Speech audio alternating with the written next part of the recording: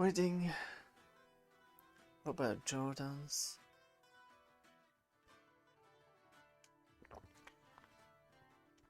Wheel of Time, Eye of the World, Part 33.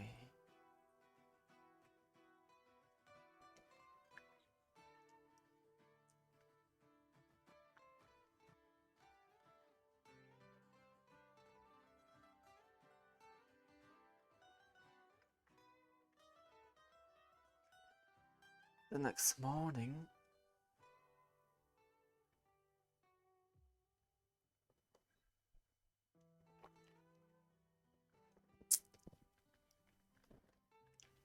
after the pack horse was loaded, after every scrap and smudge the track were gone, and everyone else mounted, Moraine Sedai stood in the middle of the hilltop, with her eyes closed, not even seeming to breathe.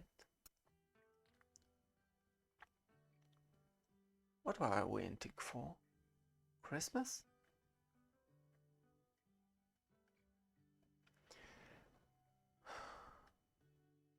For me to remove the last vestige of what I did here last night. The residues would have dissipated on their own in a day, but I will not take any risk. I can avoid now.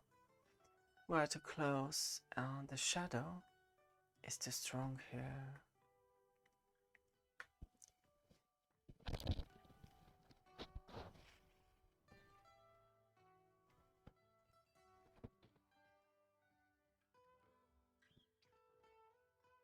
A warder led them north towards the mountains of doom,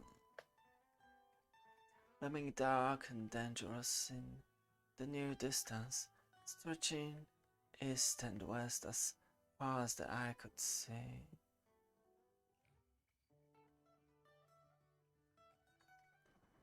Well, which day I today, Moraine Sedai? I hope that we will. When I found it before, it was just the other side of the mountains, at the foot of the high passes. He says it moves. What if it isn't what you expect? Then we will continue to hunt until we do find it. The green man senses need, and there can be no greater need than ours. Ours is the hope of the world.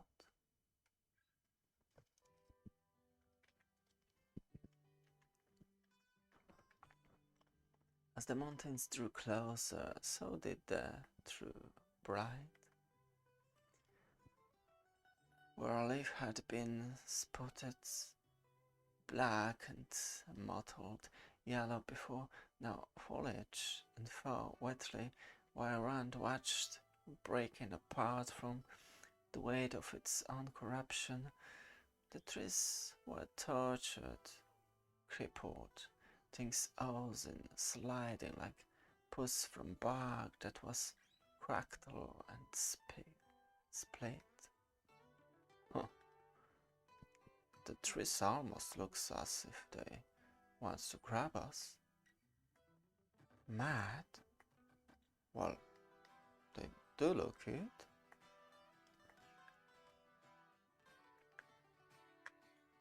And some of them, they want it, but they want no part of what I am, and my presence protects you. But laughed uneasily, as if he thought it were a joke on Moraine's part, but Rand was not so sure. This was the Blight after all. Abruptly, Rand stared off to his left into the forest. A tree not 20 paces away had trembled, and it was none of his imagination. As he watched, the tree suddenly whipped back and forth, then bent down, flailing at something on the ground, something screaming. The tree sprang back straight, its limbs entwined around a dark mass that writhed and spat and screamed. Rand swallowed hard and tried to edge his horse away, but tree stood on every side. He found himself in a solid knot of horseflesh, as everyone else, having seen the same thing, harder to the center of the road.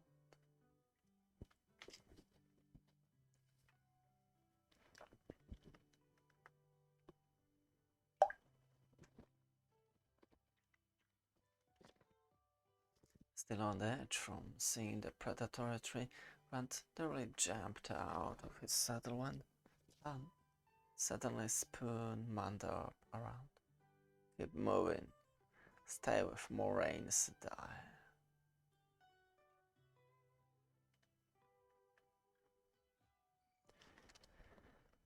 A roar sprang up from the direction of the water had gone.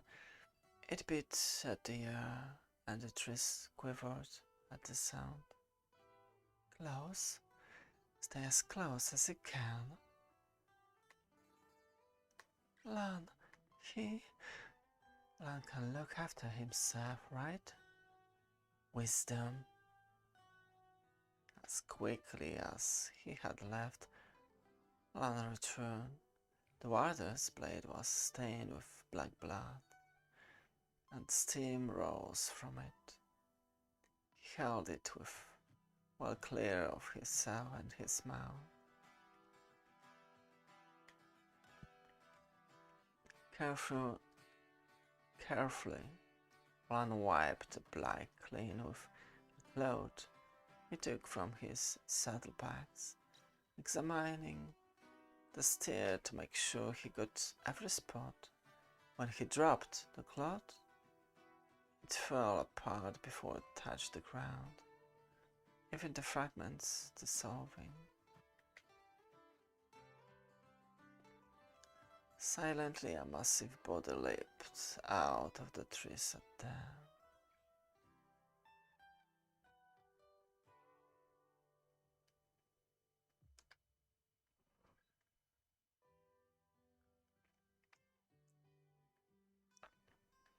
The water spoon manned up, but even as the warhorse reared, Pat's arrow flashed.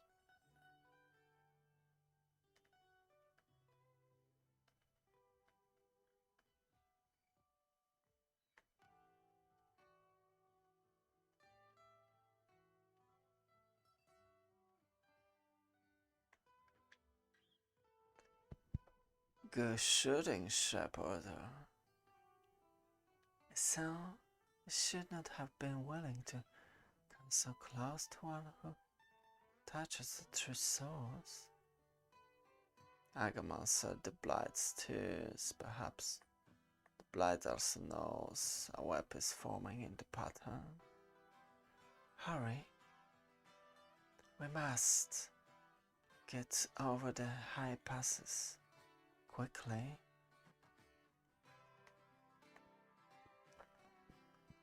But even Moraine spoke. The Blight rose against them. Triss whipped in, reaching for them, not caring if Moraine touched the true source or not. One sword was suddenly in his hand, and he did not remember unsheathing it. He struck out again and again, the horror-marked blade slitching through corrupted limbs. Hungry branches jerked back, severed, writhing stamps, but more came, wriggling like snakes, attempting to snare his arms. his waist, his neck. Manataran, Manataran, went so to the void and found it in the stony, stubborn soil of the two rivers.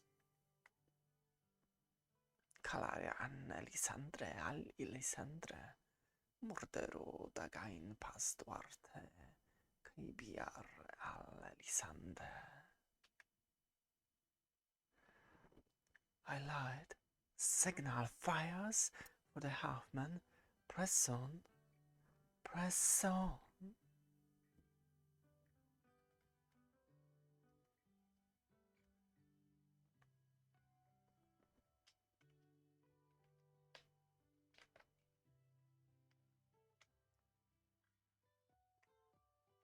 They made their way, one slow pace at a time. If the trees had not attacked the snarling beasts of the blight as much as the humans, one was sure they would have been overwhelmed. He was not certain it would not happen still. And then a floating cry rose behind them. In an instant, the snarling of the beast ceased. The attacking shapes froze, and the trees went still. Worms. Oh, they're giving up our respite if we have time to use it. Who thinks in blight will face a worm? Can it be avoided? Right. They were scared of by worms? A worm can kill a fate, and we have an entire pack on our trail. What worm follows us into the mountains? Ha! The worms are afraid of what lives in the high passes. Now right. The blight flowed past written grasses, splashing rotten on their galloping hoofs. The trees of kinds that had earlier attacked did not even twitch when they were directly underneath the twisted branches. The cries of the worms were sharp and clear behind them, and too near. We are not going to make it.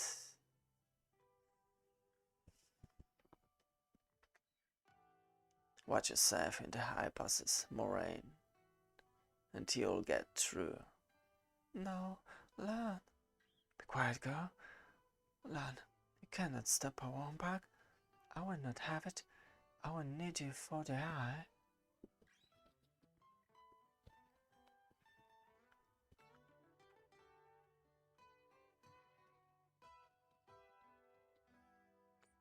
What about arrows?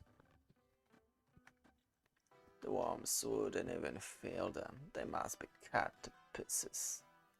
They don't feel much but hunger, sometimes fear.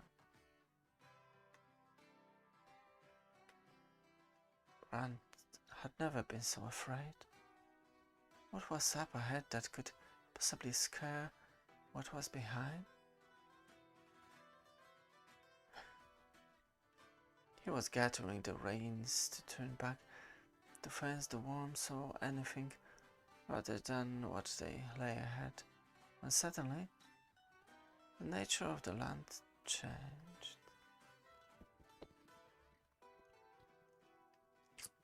Isn't you, Tavern?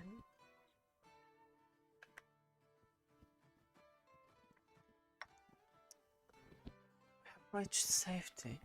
This is the Green Man's place, and the Eye of the World is here. What? Nothing of blight can enter here. I thought it was on the other side of the mountains. You said it was always beyond the passes. This place is always where it is. All that changes is where those who need it are.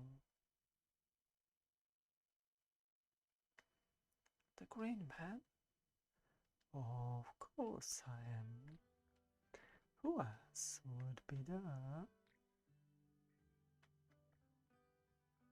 Greenskin Toggle?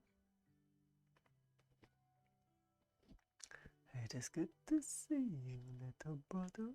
In the past manner of the old you came to visit me. But few of recent days. Your Honor, my trip brother, Tsingu Machushin Tsingshin? There is no honoring, little brother. We'll sing 3 songs together. Remember the great trees, understanding, and hold along in that bay. A wolf brother, hmm? The dog times truly walk again. I strange clothes you were, child of the dragon. Has the wheel turned so far? Did the people of the dragon return to the first covenant? But you are so. That is neither now nor then. I don't know what you're talking about, but what do you mean? I cannot say. My memory is subtle and often fleeting, and much of what remains is like leaves visited by caterpillars. Yet I am sure, no, it is gone. You're welcome here. You, Moraines, and I are more than a surprise. When this place was made, it was made so that none could find it twice. How can you come here? Need, my need, the words need. We have come to see the eye of the world. Then it has come again that a memory remains. Oh, the dark one stills. I have filled it. Every turning of year, the blight strives harder to come inside, and this turn, the struggle to keep it out has been greater than ever since the beginning. Come, I will take you.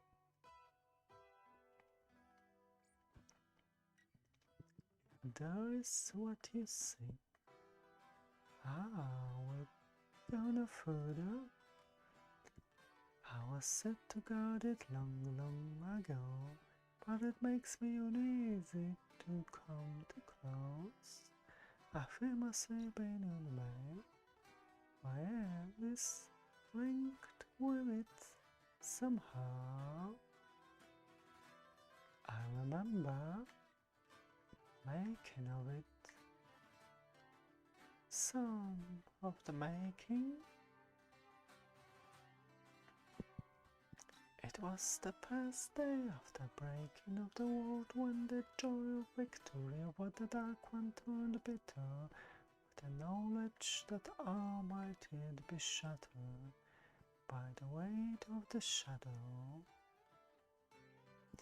100 of them made it, man and woman together.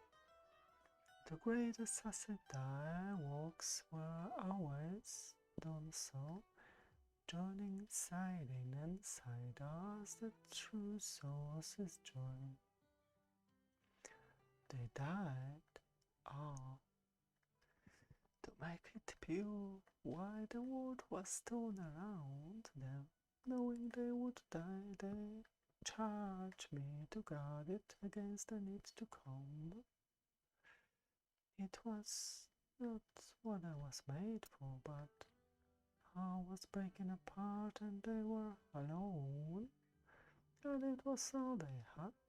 It was not what I was made for, but I have kept the faith. I have kept the faith until it was needed, and now it ends.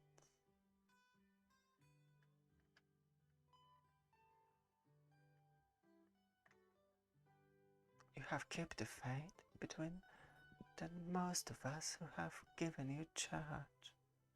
Perhaps it will not come as badly as you fear. I know an ending. When it comes as I die, I will find another place to make things grow, another place, perhaps. When you come out, I will see you again, if there is time.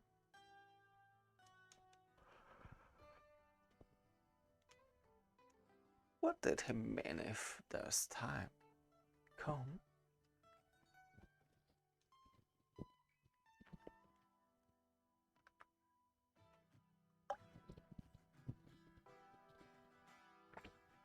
Rand wasn't sure what he expected when he followed Dacinder into the archway.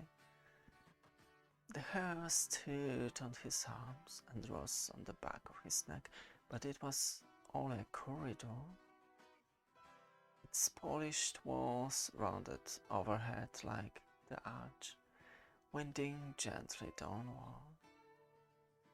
The seamless white walls glittered with uncounted flecks, its untold colors giving a low, soft light. Even after the sunlight, archway vanished around the curve behind, and was sure the light was no natural thing, but he sensed it was Bane too.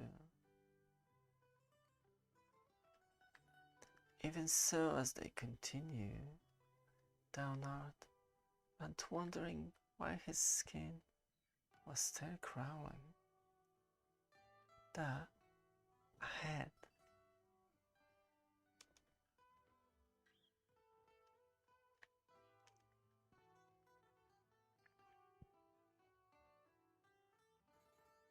the eye of the world.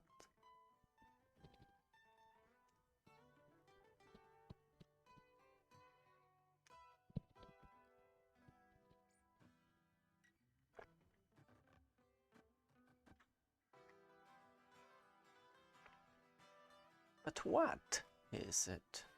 It doesn't look like any water I've ever saw it. But stopped talking when the stone it kicked hit the glass surface and slid into the pool. As it sank, the rock began to swell, growing larger and more alternated, and then it was gone.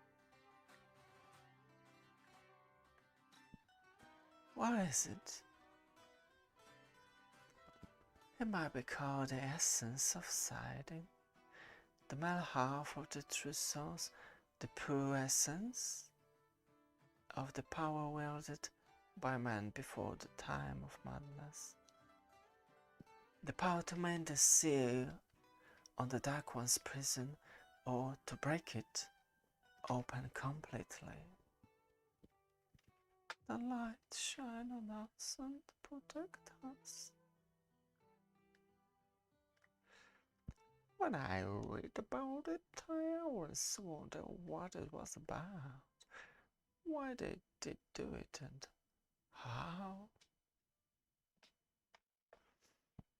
One living knows needed how no more of the why that it would be needed one day, and that need would be the greatest and most desperate the world had faced to that time, perhaps would ever face.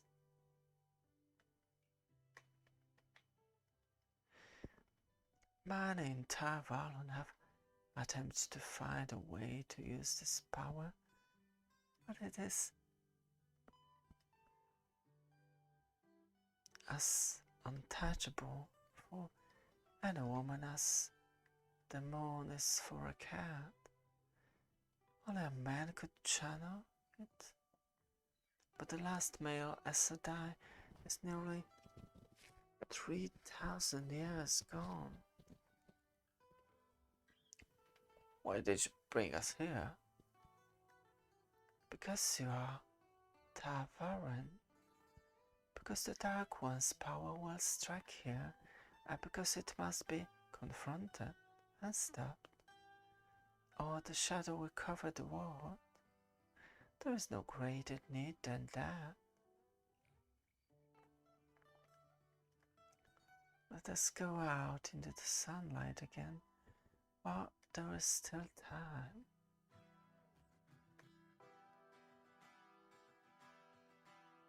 Do you like this, Moiraine? I believe the danger is as great as you say, or I would be not here, but this.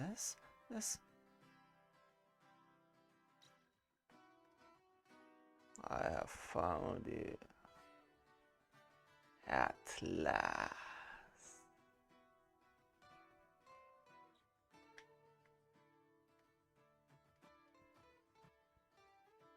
Who are you? How did you come here? If you are seeking the Green Man, he guided us.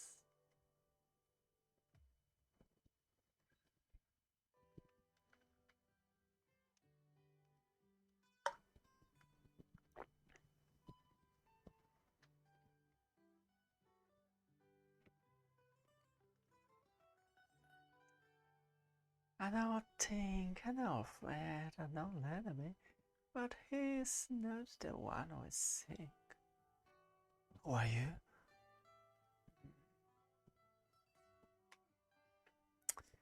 I am called Hagino, and he's Baltamel. He no longer speaks with his tongue. The wheel grins exceedingly fine over 3,000 years imprisoned. So long. So long. The Forsaken are bound in Shire Go. The light protect.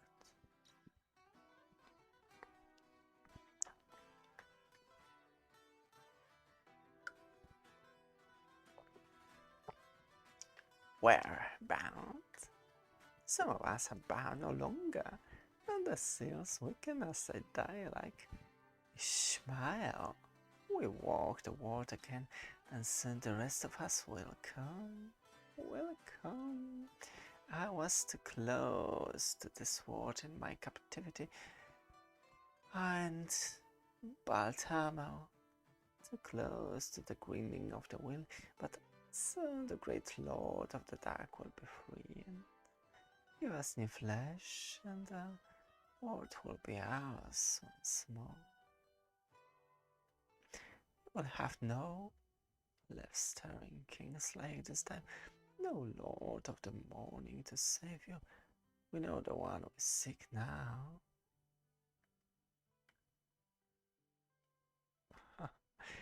And there is no more need for the rest of you. Now, be still.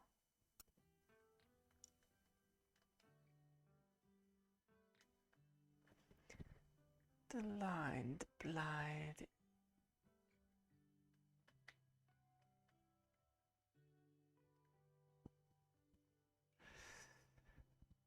I have almost forgotten the pleasures of the but Baltamel remembers much. Now, if you learn to abase yourself, properly in worship of us, I might let you early. In fact, now that I have found what I need, I might take the time to teach you. This shall not be. You do not belong here. Up again. Your time is ended. And your kind, but you long since death. Live what life is left to you and be glad.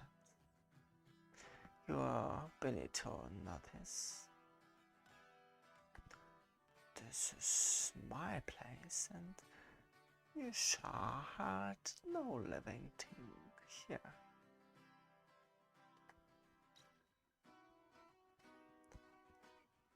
One little clad hand lifted, and the green man roared.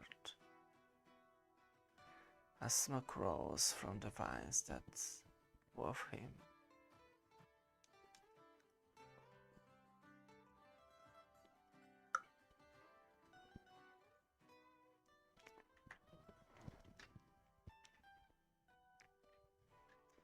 The wind in the trees echoed his pain.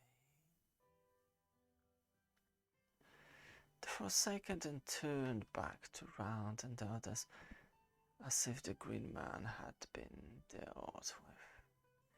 But with one long stride, the gap was closed.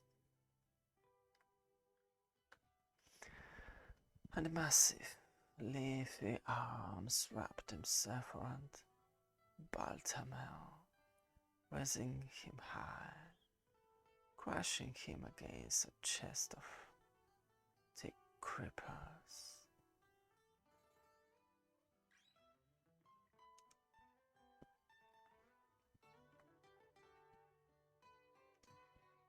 Like serpent, Baltamel's arm withered free, his gloved hands grasping the green man's hand.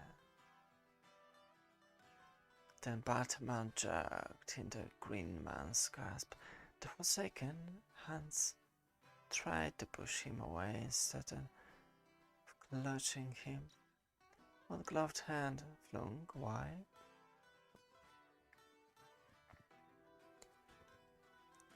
And a tiny creeper burst through the black leather. Baltamel thrashed as lichens, stinkweed and dead street, mushroom began to tear him apart from the inside out.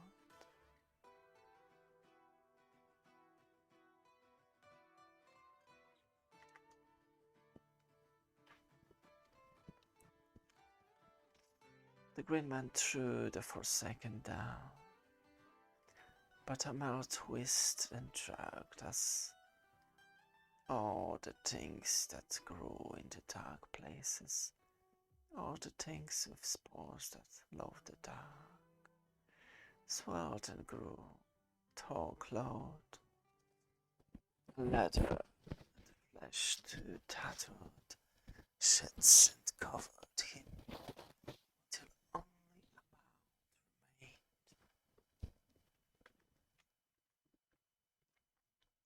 With a groan like a limb breaking, the green man crashed to the ground.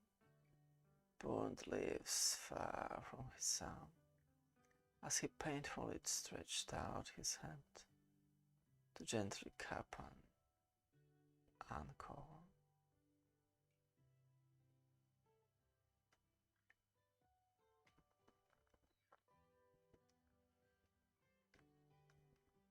The earth rumbled as an oak seeding pushed up roots, shoot out and decant. The trunk broadened and stretched upward, a bark turning grey and fissure, and ancient. Limbs spread and grew heavy. Stillness came, and an oak that could have stood 500 years covered the spot where the Green Man had been, marking the tomb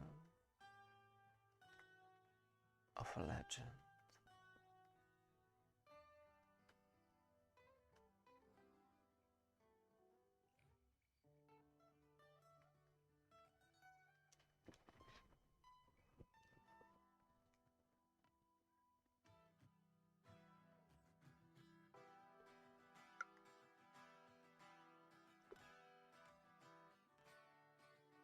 Even Agenor was stunned.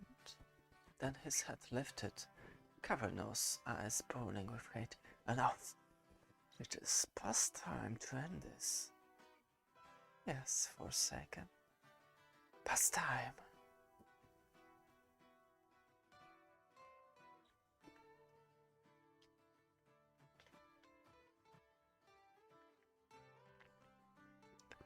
With a gesture from Asidai, the ground began to fall away beneath Agenor's feet.